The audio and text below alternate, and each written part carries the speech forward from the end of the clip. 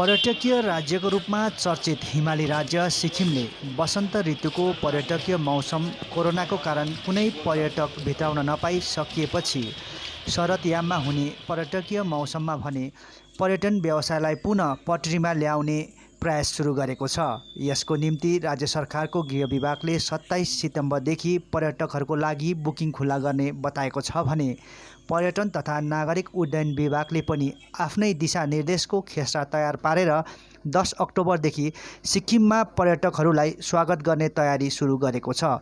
अर्कोतिर पर्यटन हितधारकहरूसित पनि बैठक गरेर अक्टोबर महिनाको पर्यटकीय मौसमको निम्ति तयारीबारे सम्बन्धित सरकारी निकायहरूले चर्चा गरिरहेका छन्। मुख्यमन्त्री प्रेमसिंह तामाङको अध्यक्षतामा एउटा बैठक अगावै पर्यटन खोल्नेबारे भइसकेको छ भने स्वास्थ्य विभाग, गृह विभाग र पर्यटन तथा नागरिक उड्डयन विभागको तत्परतामा पर्यटकहरू बस्ने होटल, वाहन, टुर एन्ड ट्राभल्सको बारेमा आवश्यक दिशानिर्देशहरूको पनि तयारी भइरहेको छ। अर्कोतिर आर्थिक र रोजगारको दृष्टिकोणले हेर्ने हो भने सिक्किमको प्रमुख आय स्रोतसित जोडिएको पेसा हो सिक्किमेहरूको पर्यटन व्यवसाय। हजारौँ युवाहरू यो पेसासित प्रत्यक्ष अनि अप्रत्यक्ष रूपमा जोडिएका छन्, जसमा tour and travels, hotel, restaurant, taxi चालक, टुर गाइड तथा अन्य पेसा मार्फत जीविकोपार्जन गर्ने गर्दछन्।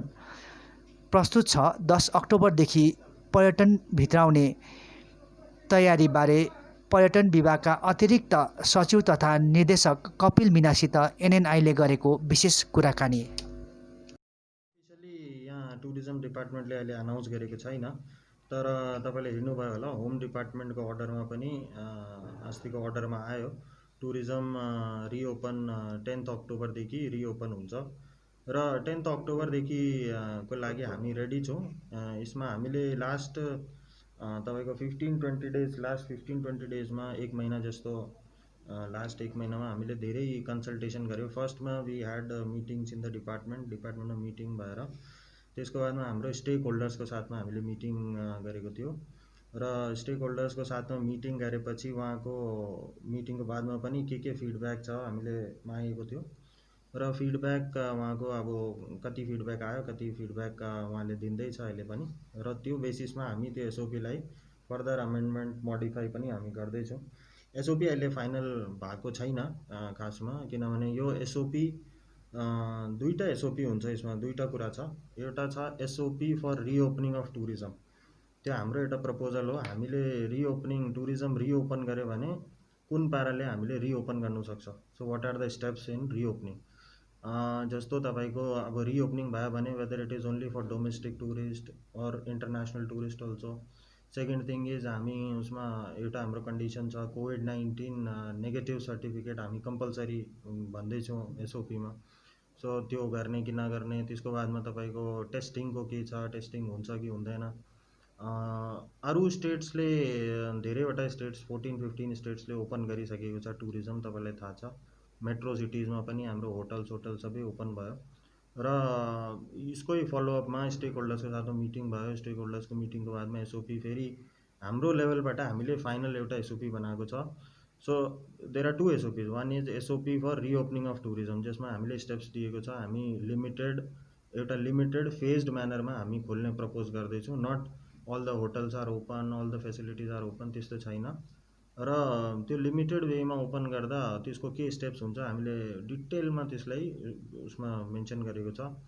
अर्को कुरा छ जुन होटल जुन अर्गनाइजेसनले त्यो खोल्छ उहाँको लागि एउटा एसओपी सेपरेट हुन्छ, so that if you are a hotel owner, suppose मेरो होटल छ, रिसोर्ट छ, मेरो लागि एसओपी के छ, मेरो स्टाफको लागि हाम्रो होटलभित्र के हुनु पर्यो, सेनिटाइजेसन फेसिलिटी हुनु पर्यो, मास्कको फेसिलिटी, सोशल डिस्टेन्सिङको facility, so all those things हामीले त्यसमा हामीले मेन्सन गरेको छ। र कतिवटा स्टेट्सले त्यति डिटेलमा एसओपी पनि बनाएको छैन, तर हामीले ट्राई गरेको छ कि नट ओन्ली एकोमोडेसन मतलब होटल्स रिसोर्ट्सको लागि मात्र होइन, हामीले इभन तपाईँको ट्राभल एजेन्ट्सको लागि एउटा एसओपी बनाएको छ, जसमा कि ट्राभल एजेन्टको अफिसदेखि लिएर उहाँको जुन गाडी ट्राभल एजेन्ट्सको युज हुन्छ टुरिस्टको लागि त्यो गाडीभित्र पनि के हुनु पर्यो, गाडीभित्र के हुनुपर्छ, गाडीमा के फेसिलिटी हुनुपर्छ, how they will go and pick, उहाँले कसरी पिक एन्ड ड्रप कसरी गर्छ टुरिस्टको। So we have tried to explain everything. अब अझै उसमा राम्रो केही फिडब्याक छ भने हामी त्यसलाई फेरि इम्प्रुभ गर्छौँ। हिजो अस्ति फेरि फ्राइडे, लास्ट फ्राइडेमा हाम्रो मिटिङ भयो विथ अनरेबल चिफ मिनिस्टर, किनभने हाम्रो एसओपी रेडी थियो र एसओपीको बेसिसमा हामीले त्यसलाई मिटिङमा राख्यौँ। मिटिङमा एउटा प्रेजेन्टेसन मैले आफै एउटा प्रेजेन्टेसन दिएको थियो र त्यो प्रेजेन्टेसनको माथि हाम्रो honourable chief minister also he was happy. उहाँले भन्नुभयो कि राम्रो एसओपी बनाएको छ, त्यसलाई अब यो एसओपी फाइनल किन छैन, म किन भन्दैछु फाइनल छैन, because we have to sit with home department and health department. अब अहिलेसम्म हाम्रो त्यो हेल्थ र होमको साथमा स्पेसिफिकली डिटेलमा डिस्कसन भएको छैन। सो त्यो उहाँको साथमा बसेर हामीले एउटा डिस्कसन गरेर, किनभने हेल्थको आफ्नो कोभिडको प्रोटोकल छ, त्यसलाई मोटामोटी अब मेजरली हामीले हाम्रो एसओपीमा हालेको छ। तर हेल्थले अब उहाँको स्क्रिनिङ फेसिलिटी के हो, उहाँको सपोज टुरिस्टमै कोही पोजिटिभ केस आयो या सस्पेक्टेड केस आयो भने उहाँले कसरी टेस्टिङ गर्छ, उहाँको फेसिलिटी छ कि छैन, उहाँले आफ्नै अरेन्जमेन्ट बनाउनुहुन्छ। So we will set with home department and health department within this week नै हामी ट्राई गर्दैछौँ। यो विकमा हाम्रो मिटिङ भएपछि then we will finalise the SOP with inputs of health and home department also. So त्यो final SOP हुन्छ tourism रिओपनिङको लागि। अर्को कुरा जुन छ SOP for hotels, SOP for resorts, homestays, SOP for travel agents, even SOP for adventure sports, त्यो हामीले जुन बनाएको छ त्यो त स्ट्यान्डर्ड मिनिस्ट्री अफ टुरिज्म र अरू स्टेट्सको रेफरेन्समा हो, त्यसमा बेसी चेन्जेस हुँदैन, त्यसमा अब त्यो त अब स्ट्यान्डर्ड छ। बट जुन रिओपनिङ अफ टुरिज्मको छ त्यो एसओपी हाम्रो अब हेल्थ र होमको साथमा फाइनल हुन्छ। सर यो मिटिङ चाहिँ कहिलेसम्म हुन्छ र यो 10 तारिक अगाडि चाहिँ टुरिज्म खोल्ने जुन एउटा होमको एउटा अर्डर छ है 10 तारिक, हजुर, यो सम्भव हुन्छ सर 10 तारिकसम्ममा? 10 तारिकसम्ममा सम्भव हुन्छ।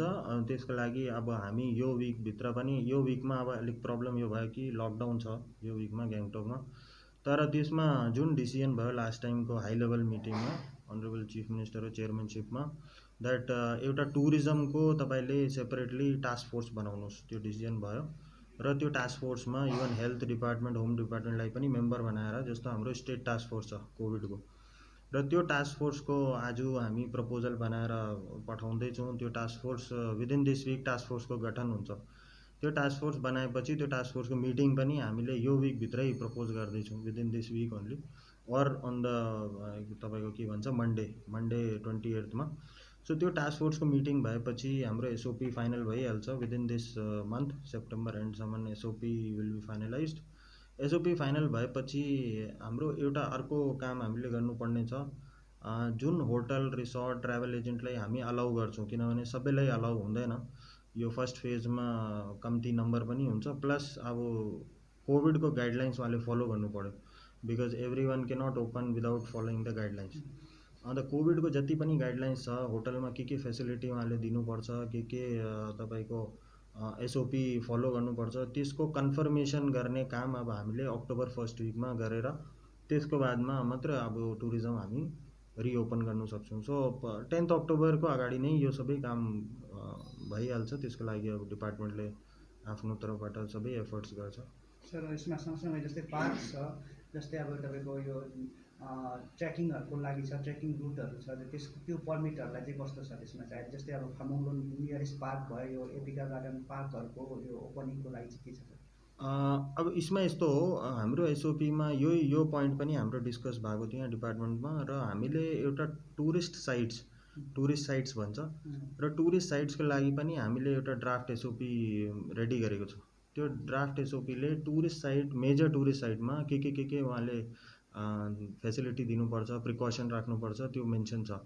बिकज इभन सानो सानो पोइन्ट्स तपाईँको तासी भ्यू पोइन्ट भयो, गणेश टोक भयो, ठुलो हाम्रो साइट्स पनि छ, बुद्ध पार्क छ, रावङलामा तथागत स्थल छ, तपाईँको के भन्छ चेरिन्जी स्ट्याचु छ गेजिङमा। सो टुरिस्ट साइट्सको लागि पनि हामीले बनाएको छ, र हाम्रो प्रपोजलमा what we are saying is not all tourist sites will be open, त्यसमा पनि सेलेक्टेड टुरिस्ट साइट्स त्यो उहाँको प्रिपेयर्डनेस हेरेर, बिकज अल्टिमेटली यो टुरिज्म रिओपनिङमा प्रिपेयर्डनेस हुनुपर्छ। प्रिपेयर्डनेस इज भेरी इम्पोर्टेन्ट र हामी अलिकति कसियसली नै यो इस्युलाई लिँदैछौँ, किनभने अनकन्ट्रोल्ड तपाईँको टुरिज्म रिस्टार्ट गर्नु पनि अहिले पोसिबल छैन। सो एउटा कन्ट्रोल्ड वेमा यो रिस्टार्ट हुन्छ र टुरिस्ट साइट्सको लागि पनि एसओपी जुन छ त्यो हामी सर्कुलेट गर्छौँ।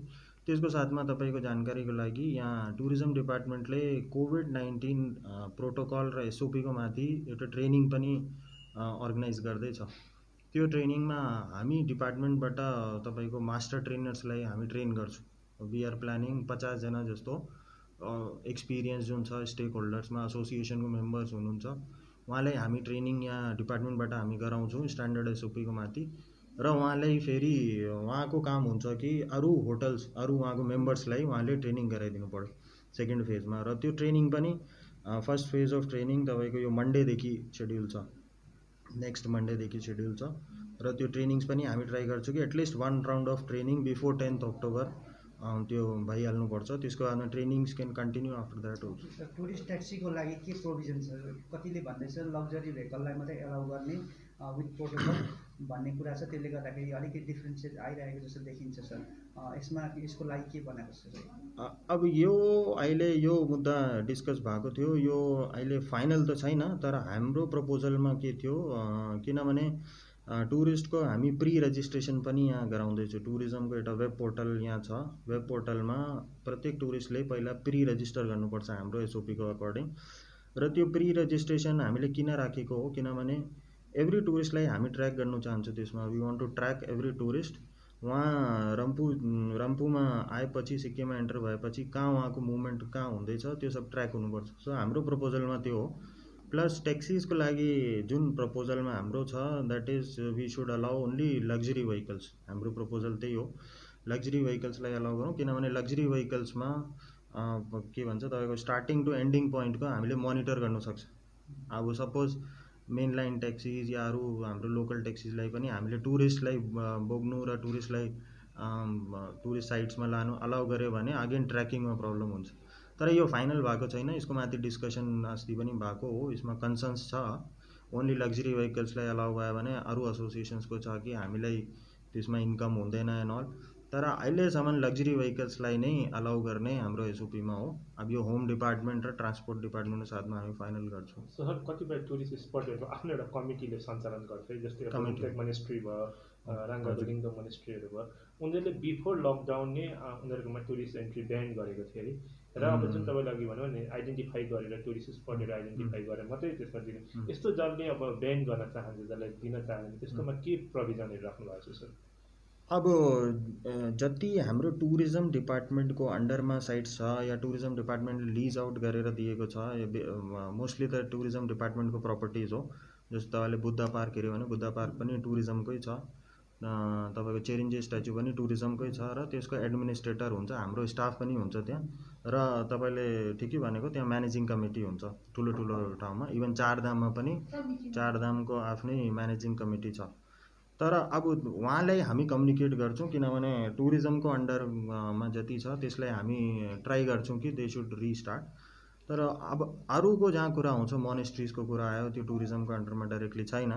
सो आई थिङ्क अब यो सब्सिक्वेन्टली फेज 1 मा होइन, फेज 2 मा हाम्रो अब यो त एउटा प्रोसेस ग्रेजुअल प्रोसेस हो। फर्स्ट फेजमा सबै टुरिस्टलाई पनि अलाउ गर्ने छैन र all the sites are also not open. So जहाँ जहाँ अब कमिटीले भनेको छ कि वी विल नट अलाउ हो, त्यहाँ त अब we have to see their stand. अन्त सेकेन्ड फेजमा if they agree then will talk to them.